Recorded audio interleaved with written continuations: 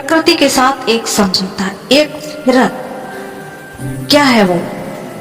क्या है उसका राज? हर साल लाखों लोग बिना कहे, बिना शब्द के, बस श्रद्धा के साथ उसी राज को जीते चले आ रहे हैं। क्या है वो राज? क्या है? छठ। छठ पूजा। छठ इस नाम के अंदर एक गहराई छुपी है। पर क्या छठ सिर्फ सूर्य भगवान की पूजा है?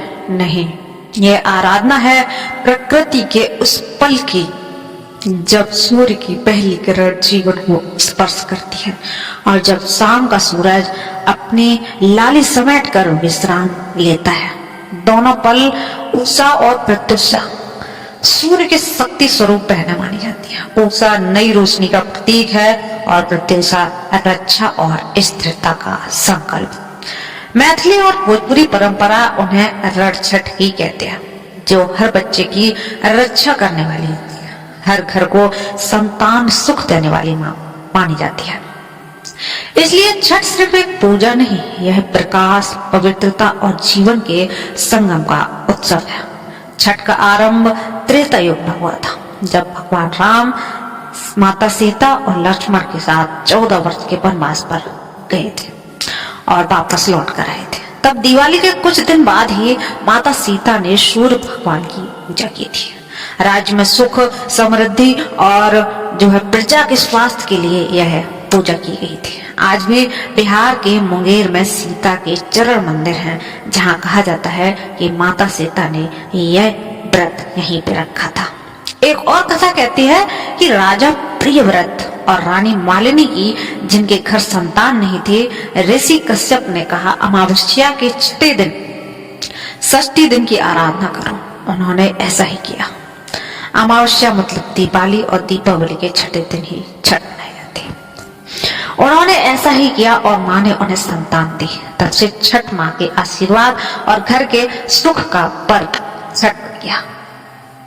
छठ के नियम तो कठोर हैं, पर इस व्रत को निभाते सारे हैं। उसे परिवर्तन कहा जाता है, जो 36 घंटे तक बिना जल बिना अन्न के उपवास करता है। दिवाली के 2 दिन बाद से ही घर में पवित्रता का आरंभ हो जाता है। इस व्रत में गेहूं और गंगा जल से धोकर छत पर सुखाए जाते हैं और मिट्टी और गोबर से लेप कर घर पवित्र कर दिए जाते हैं। घर में गीत गूंज उठते हैं और देवी के सिरों में छठी मैया का आगमन होता है। छठ दरअसल एक त्योहार नहीं, एक तपस्या है, जहाँ हर सांस सूर्य को अर्पण होती है और इसी तपस्या का पहला कदम है नहाए खाए। छठ के कुछ दिन पहले ये नहाए खाए रखा जाता है। नहाए खाए के दिन घर और मन दोनों पवित्र किए जाते हैं। रसोई को गंगा जल से धोए जाते हैं, क्योंकि कहा जाता है इसी दिन छठी मैया गृह प्रवेश कर देती है। व्रती अपने हाथों से खुद भोजन बनाता है और अलग अलग बर्तन में, बिना प्याज, बिना लहसुन, सिर्फ पवित्रता ही पवित्रता। थाली में कद्दू, भात और चने की दाल होती है। सिर्फ घी, हल्दी और श्रद्धा का एक स्वाद। खाने से पहले यह भोजन माँ को अर्पित किया जाता है और तभी यह प्रसाद बन जाता है। एक कथा कहती है कि एक गरीब बहू के घर में कुछ खाने को नहीं था और उसने कहा माँ को धन नहीं, पवित्रता चाहिए। उसने गंगा जल से गेहूं धोए, कद्दू बनाया और श्रद्धा से भोग लगाया। उस रात उसके घर में प्रकाश हुआ और लोगों ने माना कि माँ उसके घर स्वयं आई थी। तब से नहाए खाए से छठी मैया का आगमन शुरू हो जाता है। दूसरा दिन रहता है खरना का। दूसरे दिन मौन और त्याग का दिन होता है। सुबह से शाम तक न अन्न न जल, सिर्फ और सिर्फ भक्ति और ध्यान। शाम के समय पहला तारा दिखते ही मिट्टी के चूल्हे पर आम की लकड़ी से गुड़ दूध की खीर बनाई जाने लगती है। साथ में ही रोटी भी बनाते हैं। उसी गेहूं के आटे से जो गंगा जल से धोकर सुखाए गए थे गेहूं, वही गेहूं का आटा रहता है और जब खीर पकती है तो पूरे घर में सुगंध भर जाती है, जैसे कि माँ खुद रसोई में आई। व्रती प्रार्थना करता है और अगले 36 घंटे के लिए निर्जला व्रत को सफल बनाने का बल रखता है। खीर और रोटी का प्रसाद खाकर बचा हुआ सबके साथ बांट दिया जाता है, क्योंकि खरना के दिन प्रसाद बांटना सबसे बड़ा पुण्य माना जाता है। कहते हैं एक भूखा नाविक जिसने एक व्रती को बिना पैसा लिए उस नदी के पार पहुंचा दिया था, तब से दया और साझेदारी इस दिन की पहचान बन गई है। तीसरा दिन फिर आता है और तीसरे दिन होता है संध्या आरती, डूबते सूरज को प्रणाम। शाम के समय जब सूरज अपनी लाली समेटकर धीरे धीरे नदी के किनारे ढलता है, तब पूरा घाट गीतों, दियों और सुगंध से भर जाता है। चारों तरफ आरती की आरती, दीपक ही दीपक दिखाई देते हैं। सुबह से ही हर घर में पवित्र तैयारियां होती हैं। दौरा और सूप जो होते हैं धोकर सुखा दिए जाते हैं। बाजार से फलों से सज जाता है और हर कोने में एक ही आवाज आती है, आज घाट पर कौन कौन ले जाएगा। घर के अंदर हंसते बच्चे, तैयार होती औरतें और सबके दिल में बस एक ही आस्था, छठी मैया का पलक। शाम ढलते ही व्रती नहा धो के सर पर और हाथ में लोटा लेकर निकल पड़ते हैं। रास्ते भर गीत गूंजते हैं। महिलाएं गीत गाते हुए धीरे धीरे उसकी ओर आगे बढ़ती रहती हैं। कांच और बांस की बनी हुई छठी घाट पे इन सुरों के साथ हर कदम भक्ति बन जाता है और लोग गाते हुए वहां तक पहुंच जाते हैं। घाट पहुंचते ही मिट्टी को कुमकुम से तिलक लगाते हैं और गन्ने के स्तंभ सज जाते हैं और केला होता है, केले के पत्ते और केले के जो पेड़ होते हैं उनको भी ले जाते हैं। मिथिला में उसी जलाई जाती है। 5 दिए और 5 श्रद्धाओं का प्रतीक। पूरा घाट एक जीवित मंदिर सा लगने लगता है, जैसे पता नहीं क्या सज रहा होगा, जहां हर आंख में बस एक प्रार्थना है।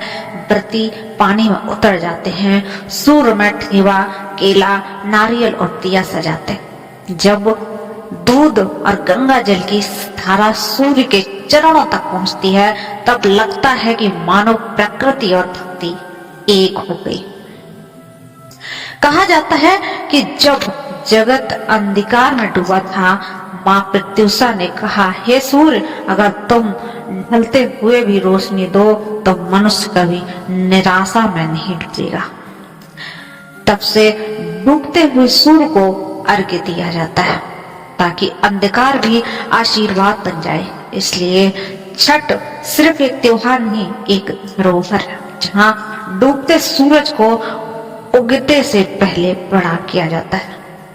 संध्या अर्घ के बाद जब रात ढल जाती है, तब घाट कभी सोया नहीं करता। जहाँ शहर से दूर के घाट होते हैं, वहां लोग रात भर दिए जला के रखते हैं, माँ के गीत गाते हैं और पानी के किनारे छठी मैया की आराधना करते रहते हैं। जो भी घर वापस जाते हैं, वो भी रात भर जाग कर प्रसाद बनाते हैं, नया एक दौर सजाते हैं ताकि सुबह के उषा अर्घ्य के लिए सब कुछ तैयारी रहे। रात के तीसरे पहर में जब दुनिया आधी नींद में है, तब व्रती और उनके परिवार श्रद्धा के साथ सिर्फ और सिर्फ घाट की ओर निकल पड़ते हैं।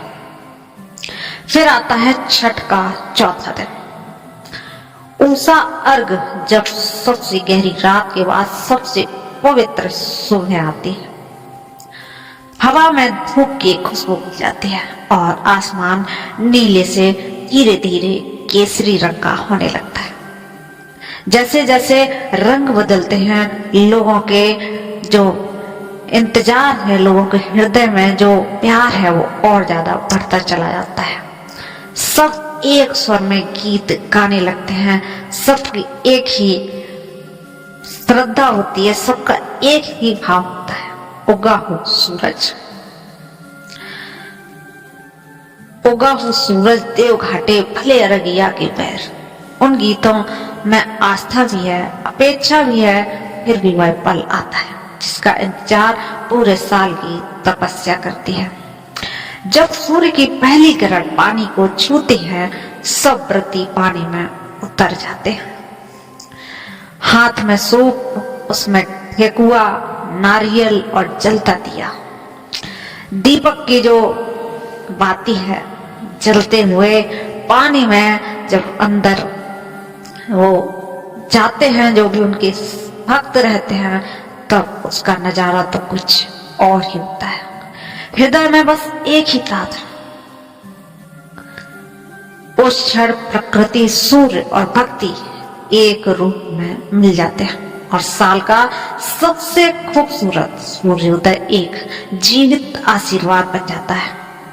इस दिन का मूल गढ़ की तपस्या में छुपा है। कहते हैं सूर्य पुत्र गढ़ हर सुबह पानी में खड़े होकर सूर्य को जल अर्घ दिया करते थे और उन्हीं के नियम और श्रद्धा में छठ व्रत स्थापित हुआ। अर्घ के बाद व्रती घाट को नमन करते हैं, आंखों में आंसू और मन में सुकून और एक ही विनती, माँ अगले साल फिर बुला लेना। फिर घाट लौटकर जब प्रसाद बांटते हैं तो लगता है जैसे हर ठेकुआ, हर फल एक आशीर्वाद बन गया है। घर में बच्चे, बुजुर्ग, पड़ोसी सब उस प्रसाद का इंतजार कर रहे होते हैं और वह सिर्फ वही नहीं जो घाट पर थे, बल्कि जो भी शहरों में दूर बैठे हैं अपने गांव के प्रसाद का इंतजार करते रहते हैं। जब कोई ट्रेन या बस से प्रसाद ले पहुंचता है तो ठेकुआ की खुशबू के साथ घर भी आ जाता है, क्योंकि छठ सिर्फ उन लोगों को नहीं होता जो घाट पर खड़े होते हैं, बल्कि उनका भी होता है जो मन से माँ को याद करते हैं। कहते हैं छठ साल में 2 बार आता है, चैत में रामनवमी के बाद और कार्तिक में जब हवा में ठंडक और आस्था दोनों बराबर घुलती हूँ। पर कार्तिक छठ, उसका रंग, उसकी रोशनी, उसकी पवित्रता कुछ और ही होती है।